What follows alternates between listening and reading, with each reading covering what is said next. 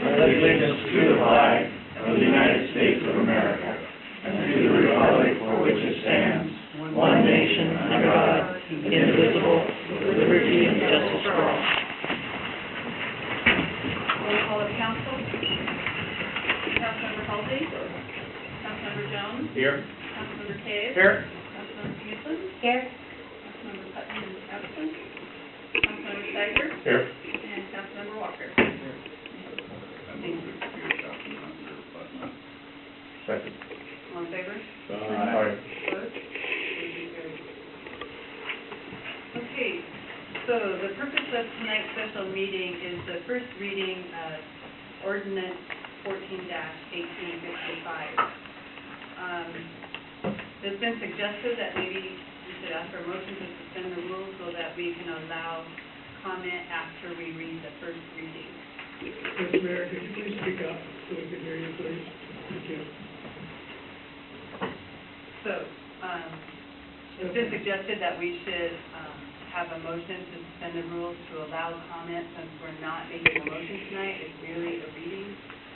So, somebody would like to do that? So moved. Second. Would you like to speak to it? Okay. All in favor of suspending the rules to allow public testimony after the reading of the first reading, say aye. Aye. Opposed? Motion carries. Thank you. So I've asked Tim Barnett to do the reading of our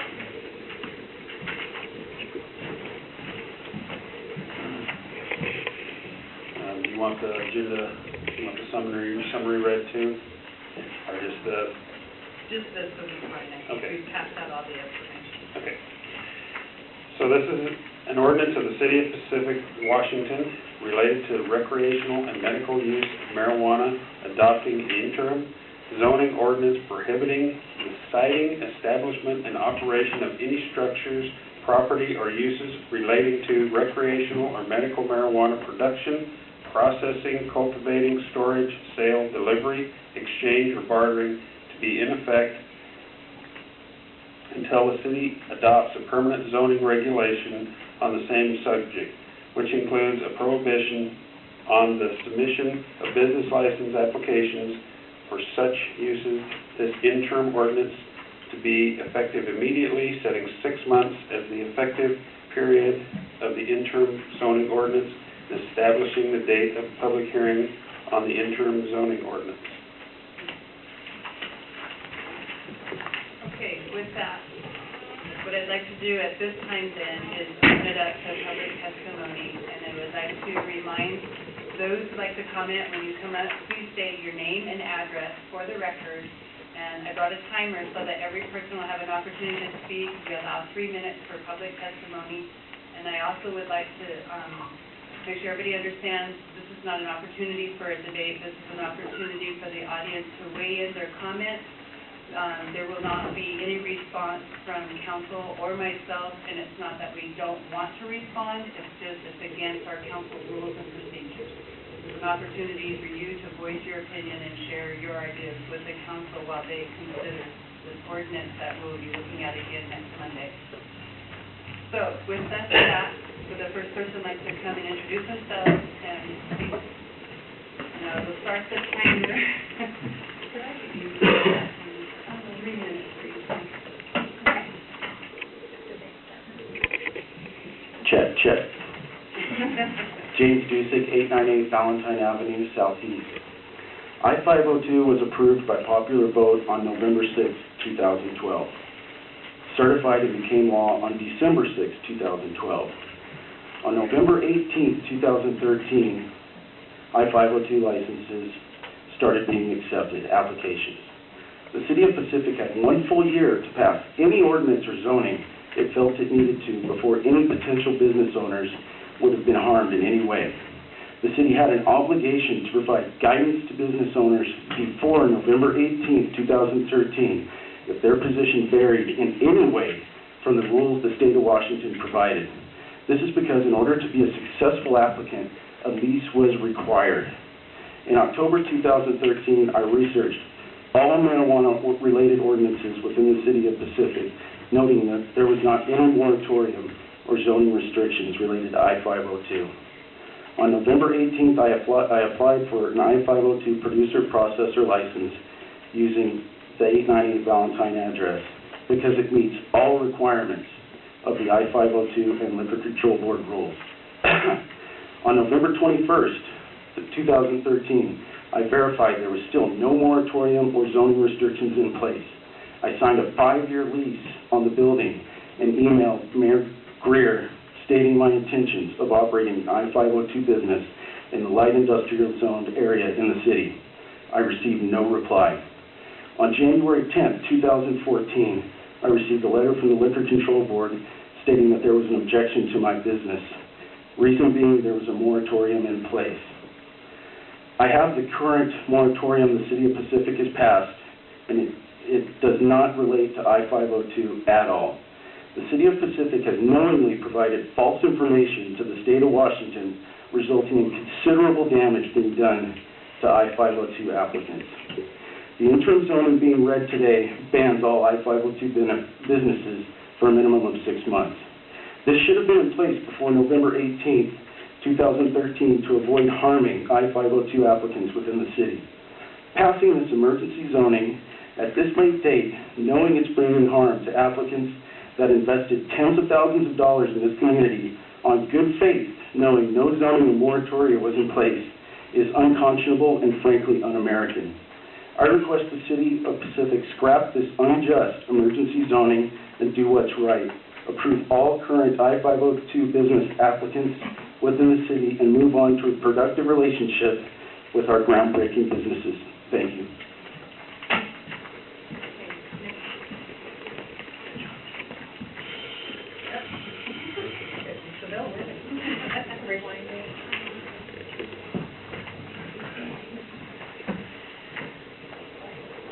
Hello, Jason Hutto, 1350 Torrey Place.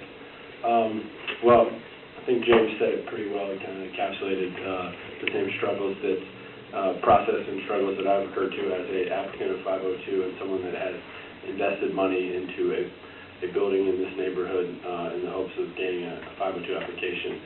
I guess I would just like to add to what he said that I understand there's a lot of uncertainty in this process as far as you sitting in your position trying to figure out how your city should best approach this. Seems like there are a lot of things that could have been done differently and hopefully will be done differently moving forward, possibly more communication with the Liquor Control Board to maybe answer any questions and concerns that you have as far as public safety, so on and so forth, before you make such a judgment to put in a 6-month moratorium that could negatively affect people that are already vested, as long as, negatively impact your community financially by not reaping the benefits of the taxes associated with the 502. Along with that, I think as James said, we certainly would like to be, good standing in the community and help to answer any questions and alleviate any concerns about the potential of having this business, these types of businesses in your community. Other than that, hopefully we can work this out. I feel like if it can't be worked out in that way, certainly legal action is probably the next step, and I don't think that anyone here really wants to be involved in that process. But I'm certain from conversations that I've had with multiple attorneys that there are other individuals encountering the same thing that I'm encountering in different parts of the state.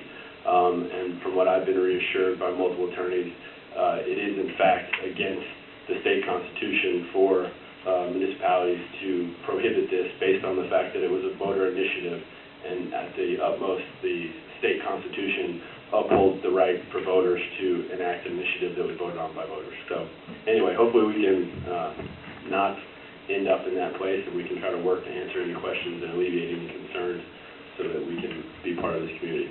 Thank you. Okay, who would like to be next?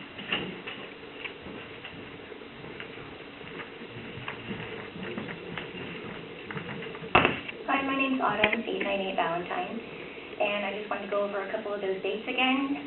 The law passed November of 2012, and it went into effect November of 2013. At that time, applicants only had 30 days to go through the application process, and to be successful with that, they did need to have a contract signed for where their business was. And so all the research was done prior to that, and we came here to your community, hoping to do business in your community, And unfortunately now, you still don't have a moratorium in place. And I think a year was definitely enough time for you to be able to get that taken care of. So just as the other two guys have explained, we'd love to work with you going forward and be a part of your community. Thank you. Who would like to be next?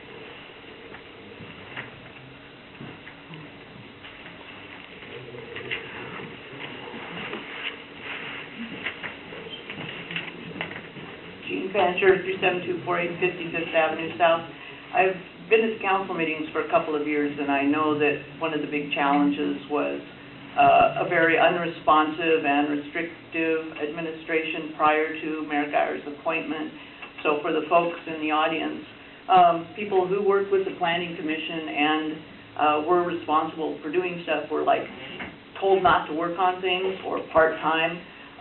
Unfortunately, we've only had a decent government, may I say, for about 6 months. That aside, as a property owner on the West Hill, I'd like to point out that one of the fears in the community of crime being brought in by any type of marijuana grow operations or businesses are rather unfounded. There was a grow house in my neighborhood for at least 3 years that I know of. I believe it was under surveillance by the King County Drug Task Force. A $500,000 home was basically trashed by knocking out walls, putting in ductwork, growing the pot in the basement, and there, according to my brother and some other neighbors, there were at least 2, if not 3 harvests. And that was millions of dollars of illegal product moving through town without, apparently, our police department's knowledge. I believe they, in conversations with Lieutenant Massey, were really not aware that this house was under surveillance by the King County Drug Task Force. Illegal operations tend not to report when they're broken into or when they have shootouts. It's the neighbors who call. A legal operation with video surveillance of the product, of the stuff, of what is going on, is known by the police department, can be monitored, and I think it's much safer to have a legalized business producing 3 or 4 grows of pot or selling it than it is to have an illegal business. The idea of the federal law being prohibitive, federal, I think it's the amendment or clause 4 of the Constitution on interstate commerce is what gives the FBI and the Federal Justice Department jurisdiction because pot, drugs, guns, money move across state lines. Looking into the background and the history of pot, pot became illegal because alcohol companies were losing profits to poor people in the South who weren't buying alcohol. They were growing their own pot and smoking it, you know. So we have a problem with perception of what is an illegal substance and what its threats to society are. And I would like to know how many pot-related crimes have been committed in the city and how many alcohol-related crimes have been committed in the city. And I think alcohol is probably a far bigger problem. So that's what I have to say. I think the moratorium timeline can be compressed and reconsider the idea of an outright ban for 6 months. Thank you. So who would like to speak next? Tom Bates, 1350 Thornton. Thank you for your time. I just wanted to add briefly in reference to the 502. It's much, and unfortunately there's a lot there, so it's misunderstood. It's all brand new for everybody, liquor control boards, cities, municipalities, and the like. But 502 is what takes it out from being down underground, these illegal grows. I mean, if you read part of 502, you have to have video cameras in every door. You have to quarantine anything that you grow. The officers you have relationships can come into your place of business at any time. You have to have everything video monitored, and you have to keep it for up to, I believe it's over 2 weeks in a safe so that an officer can come in and view the videotape at any time. Everything is labeled. They track it from seed to sale. The only time that there's anything that's not accounted for is when the businesses first start up. But the code for 502 is so strict that you couldn't write code to make it any more stringent and to protect the city, as opposed to having people doing underground, selling on the street corners, because that's what's going to happen if 502 isn't approved and they don't do it right. It's just going to go back in the same place. So cities all of a sudden coming up and saying, no, we're not going to allow it here. Well, then now the taxes are thrown off. It just throws a hiccup in the whole system. And I just think everybody needs to take a little bit of time to try to understand it just a little bit better. Because the people that are doing the 502 are real business people. They want to invest in the community, and they want to be a part of the community, and they want to do it right. But I think there's just some misconceptions, and as the last lady just spoke, I think if you look at, alcohol versus the 502, and the black market versus the 502, if you don't work with the 502, it's still going to go on. It's going to be a lot worse, just like the house that they talked about. 502 is here to fix all of that stuff. Thank you. Thank you. Who would like to speak next?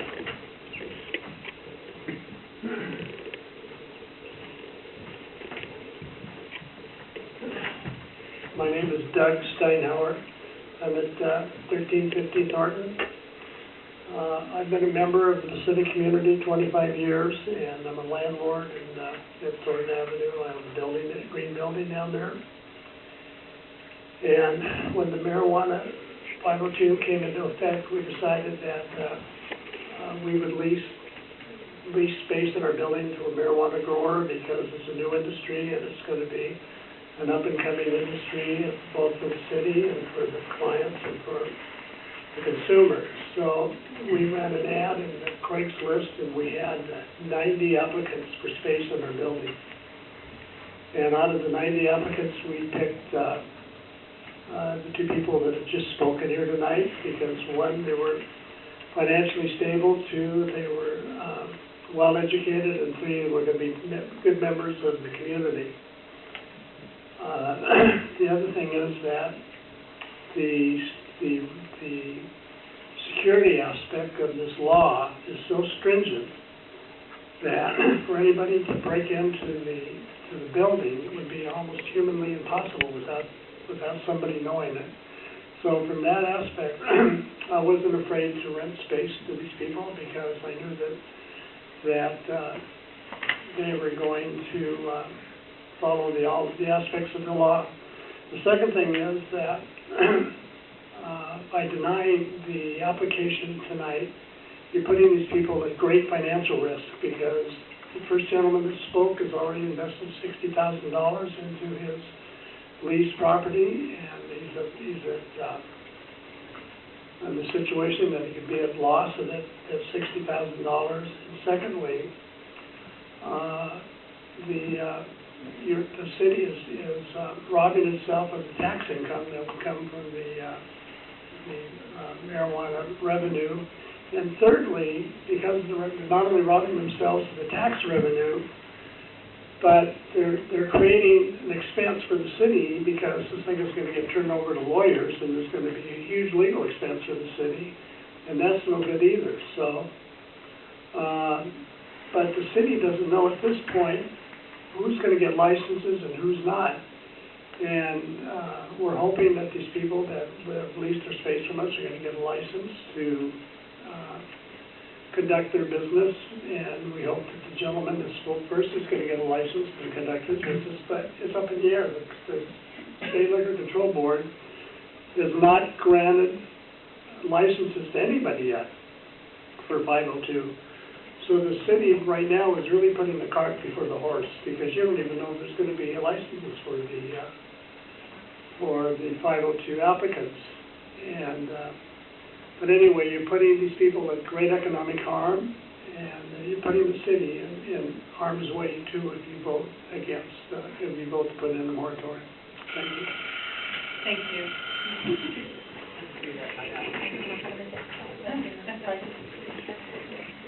So who else would like to speak on this? Okay, second call for public comment. Final call for public comment.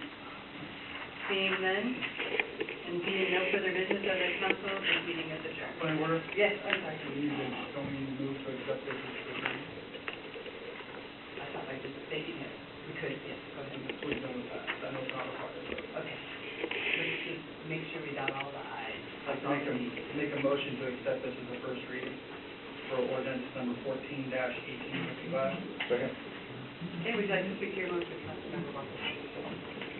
Councilmember Kay? No. Are we gonna have any discussion of the council? We have it on our workshop agenda on Monday.